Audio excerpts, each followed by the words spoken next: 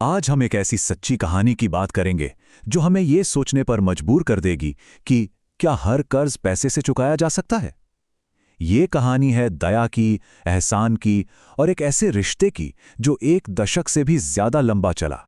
बाबा, आपका कर्ज कभी नहीं उतर सकता। सोचिए, ये सिर्फ शब्द नहीं है, ये इस पूरी कहानी का दिल है। एक लड़के ने उस इंसान से कहे जिसने उसे बचाया था। तो चलिए पता लगाते हैं कि इन चंद शब्दों के पीछे कितनी लंबी, कितनी इमोशनल जर्नी छुपी हुई है। तो ये कहानी शुरू होती है झारखंड में।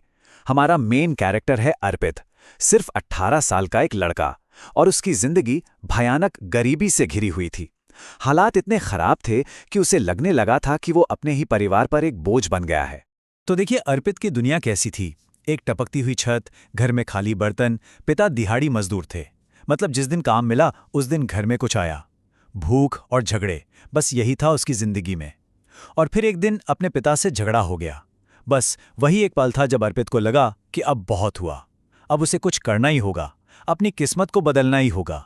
और उसी रात उसने एक बहुत बड़ा फैसला लिया। जेब में सिर्फ 200 रुपए रखकर वो घर से निकल गया। आधी रात का वक्त था। उसने चुपचाप अपनी सोती हुई माँ, अपने भाई बहनों को आखिरी बार देखा और घर छोड़ दिया।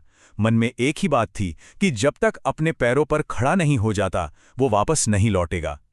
अब शुरू होता है कहानी का अगला हिस्सा। अर्पित पहुंचता है रांची, एक अनजान बड़ा शहर। उसके लिए तो ये जगह बिल्कुल डरावनी थी। उसने काम खोजने की बहुत कोशिश की पर कुछ नहीं मिला। और बहुत जल्द पैसे खत्म हो गए और वो भूख और बीमारी का शिकार हो गया। हालात इतने बिगड़ गए कि तीसरे दिन भूख से बिल्कुल बेहाल होकर उसे एक पार्क में जमीन पर पड़ा कबूतरों का दाना खाना पड़ा। सोचिए जरा, ये उसकी बेबसी का आलम था। उस वक्त शर्म या लिहाज सब भूख के आगे हार गए थे। वो बिल्कुल अकेला था और पूरी तरह लाचार। वो एक बेंच पर पड़ा था और आसपास की भीड़ वो उसे देखकर क्या सोच रही थी। अरे कोई शराबी होगा। सब उसे नजरअंदाज करके जा रहे थे। लेकिन तभी एक शख्स रुका। 65 साल के एक बुजुर्ग जिनका नाम था हरि नारायण। उन्होंने बस इतना पूछा, बेटा कौन हो तुम? और बस इसी एक सवाल ने सब कुछ बदल दिया। हरि नारायण जी ने सिर्फ सवाल ही नहीं पूछा, वो उस बेहोश लड़के को उठाकर सीधा अस्पताल ले गए। उसके इलाज का पूरा खर्चा उठाया और 2 दिनों तक उसकी देखभाल की। एक अनजान लड़के के लिए, जिसे वो जानते तक नहीं थे कि वो कौन है, कहां से आया है, ये एक नई जिंदगी देने जैसा था। अब यहां से अर्पित की जिंदगी एक नया मोड़ लेती है। हरि नारायण जी उसे अपने साथ ले आए, अपने छोटे से किराए के कमरे में। वो भेल और चाट का ठेला लगाते थे और उन्होंने अर्पित को भी अपने काम में लगा लिया। सिर्फ काम ही नहीं सिखाया, बल्कि उसे एक बेटी की तरह पाला। और इसी दौरान उन्होंने अर्पित को एक बहुत जरूरी सीख दी। उन्होंने कहा, जिंदगी में जो साथ देता है उसे कभी मत भूलना। ये लाइन, ये अर्पित की जिंदगी का, आप कह सकते हैं, मूल मंत्र बन गई। उसने इसे हमेशा के लिए अपने दिल में बसा लिया। सब कुछ ठीक चल रहा था। 4 महीने बीत गए। फिर एक दिन हरि नारायण जी अपने गांव जाने के लिए निकले। उन्होंने अर्पित से वादा किया कि बस 1 हफ्ते में वापस आ जाएंगे।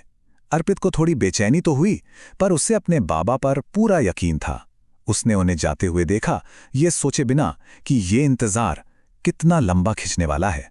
1 हफ्ता, फिर 1 महीना, फिर 1 साल, और देखते ही देखते पूरे 12 साल बीत गए। 12 साल बिना किसी खबर के। बाबा कभी लौटकर नहीं आए।